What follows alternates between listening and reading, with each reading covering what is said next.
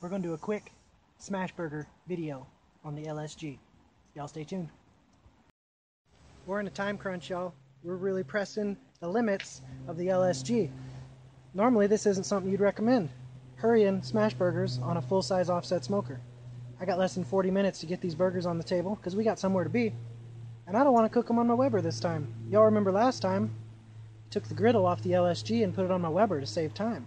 Well, this time I thought, hey, we're going to see what this old LSG can do with Smashburgers. We ain't smoking nothing. To save a little bit of time, started my chimney and put it inside the box here so that every little bit of heat is pre-warming my griddle on the top. As soon as this chimney's ready to go, we're going to slide this charcoal grate up to the halfway mark. We're going to flip open our griddle, remove our griddle, and dump our coals right in the top onto this fire grate. I'm also going to use the extra fire grate that I have from my Weber grill, put on top of this to save as many of the small little charcoal giblets as possible, keep them from falling through my charcoal grate since it has some pretty good sized slits in it for charcoal. So, time to go inside and smash some meat. I'll see you back here at the grill. Alright y'all, it's been exactly 15 minutes. I got my 11 3-ounce, some of them are 4, patties all smashed out and one side seasoned. I'll put the seasoned side down first and then I'll season the other side while the first side's cooking. As you can see, kinda, we are rocking and rolling. I guarantee you, let's take a temp. This top left corner, for about 500. Top middle, 581, well 6. Top right, 500. Bottom right, 425. That makes sense because the chimney is a little bit closer to the top of this griddle than the bottom. We got 500 in the middle. We got not even 400 on the bottom left. What do we got dead center? Almost 600. So we got nice hot spot up here. I was thinking about just leaving that chimney and heating off of that. However, I want a little bit more even heat than that. So I'm going to go ahead and dump it. Let me go get my Weber grate and my big old gloves.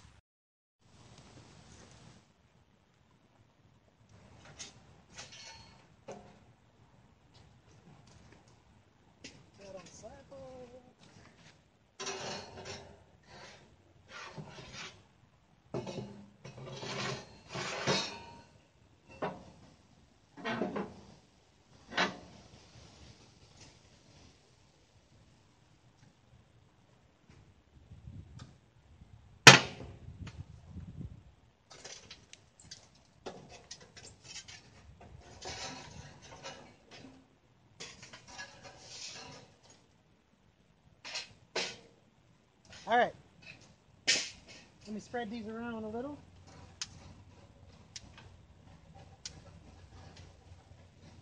Try and get as even a heat on that grate as possible. And you're going to see that 2/3 of a chimney of charcoal. I don't have a whole lot in here. This is pretty thin, but it's all smoking hot right now. And all we need, literally, is it to give us 5 minutes of cook time on this griddle because we have 2 batches. I think I'll be able to fit 6 burgers per batch, and like I said, I got 11 burgers, so I only need to run 2 batches. And 1 minute per side, so 1, 2, 3, 4 minutes of cook time. It'll probably end up being about 6. But I'm thinking this is going to be awesome. Real quick, real hot. This is going to be, and check this out, for melting the cheese, a nearly airtight lid. It's not airtight, but it's close enough to keep the smoke in. Once the metal warms up, we found out smoking. So this is going to be something. Hey, almost forgot, even though we're not smoking, I better open that damper up. I just opened it. Alright, let's cook some burgers. Alright, let's quick spray and throw some burgers on. Hey, I forgot I had a cool little table over here. Now there's a benefit. Let me grab my gloves. Alright, let's get these first 6 on and see if we can fit all 6 or if we can only do... Oh yeah. Oh, that's sizzle. That's a great sound, y'all.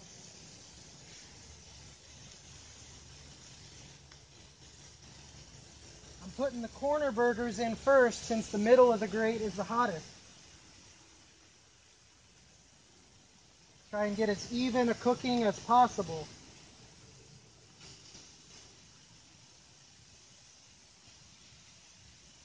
Alright, let me run grab that Killer Hogs AP seasoning real quick for the second side. This is all I'm using.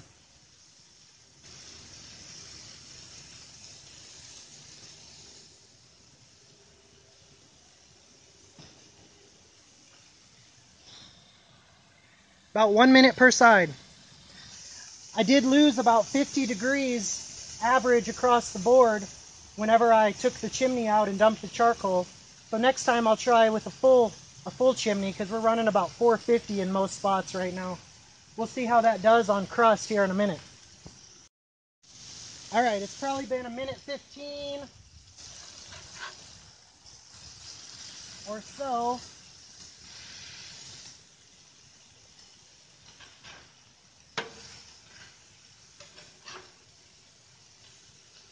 We need to flip them and cheese them.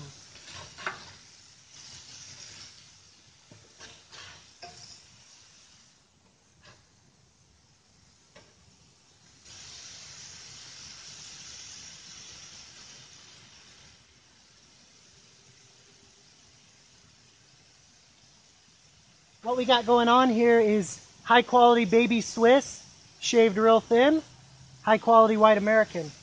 Since we're doing double burgers, I'm going to put one kind on one patty and one kind on the other.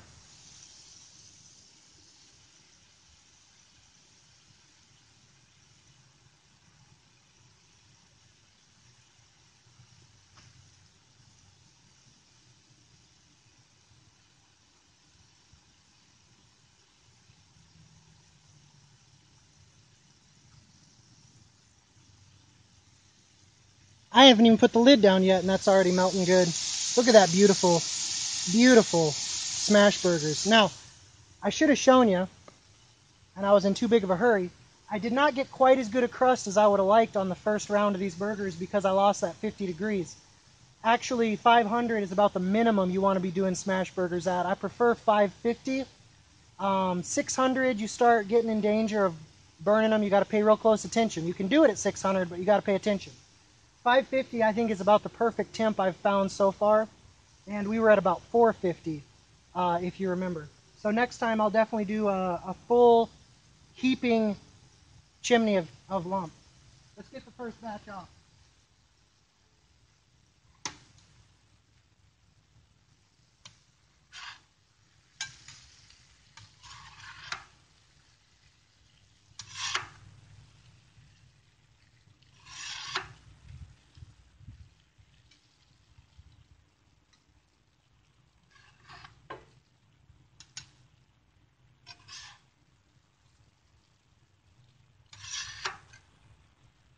And as always, they shrink up quite a bit. But look at that cheesy, melty, seared goodness. There's still so much juice left in those burgers. That's good 80-20 right there. Let's do batch number 2. Alright, I cracked this door a little bit to see if we could get our temps up a little bit higher, even though we don't have a whole lot of charcoal in there.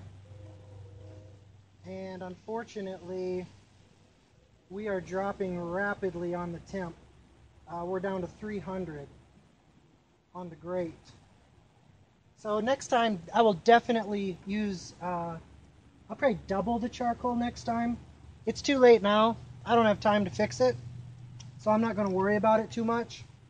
300 will still grill a hamburger. It's just not going to have as nice of a sear. It's not going to be as good a quality as Smashburger. What I'd recommend if you're going to use this grill just for a Smashburger is just go ahead and start it up like you were going to smoke. Go ahead and do a full chimney. I didn't throw logs on there because they take so long to get going. I would recommend just throwing as heaping a charcoal of good hot lump, heaping a chimney as you can get. That'd be my recommendation. I'm gonna cook round 2. We'll see y'all soon.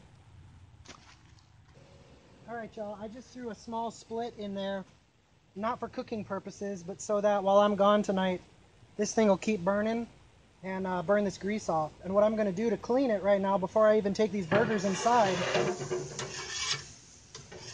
I'm just going to help that fire. Taking that grease, and this is real easy cleanup. Now you wouldn't want to do this if you had a huge fire going already, but my fire is already so dead that it didn't even sear that second batch of burgers. So I got some gray burgers going on, unfortunately. But I learned a lesson for next time. And I also thought of a cool, easy way to clean this thing. So we still got some benefit out of breaking out the LSG instead of our Weber tonight. You'll want to clean off the flanges too, because remember, this whole griddle box is flanged to keep your smoke in whenever it's closed. And that grease puddles up around there. So just do a light flick job on your flange, and by the time I get home, that thing will be seasoned up again real nice. All right.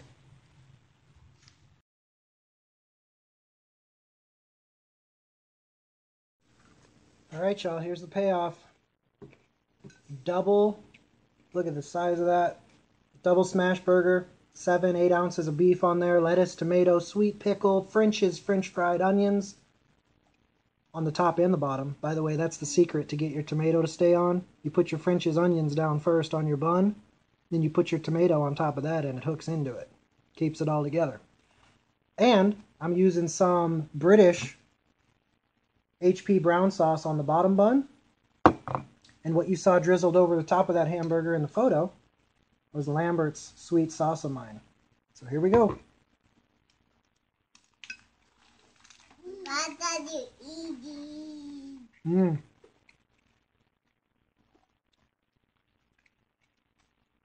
That's so classic. So good. Beef and cheese. Y'all gotta try it, whether you got a Lone Star or not. Get you some Smashburgers. The best channel out there doing Smashburgers is Greg at Ballistic Barbecue. He does 20 or 30 recipes at least on Smashburgers and different kinds of burgers. So go check his channel out. See y'all soon. Alright, last night we did Smashburgers on the griddle. Tonight we're doing brats on the grilling grate. We've made some adjustments and we're about to get started. Let's go.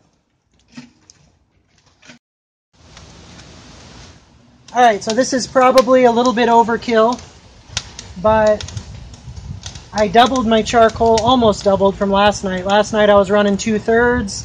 Tonight I went with a full chimney plus another couple chunks, plus that leftover split of cherry that you can't see under there. That's basically another big piece of charcoal because it got all dried out in the fire last night, but it never burned up completely.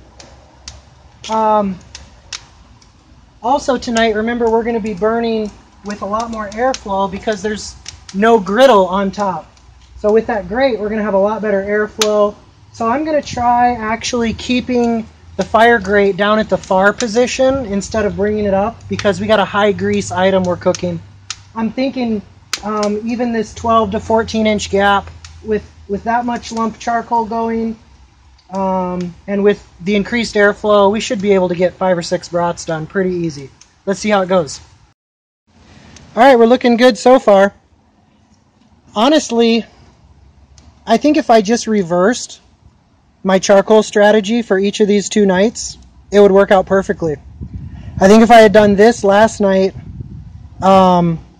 this amount of charcoal last night with the griddle, it would have been fine.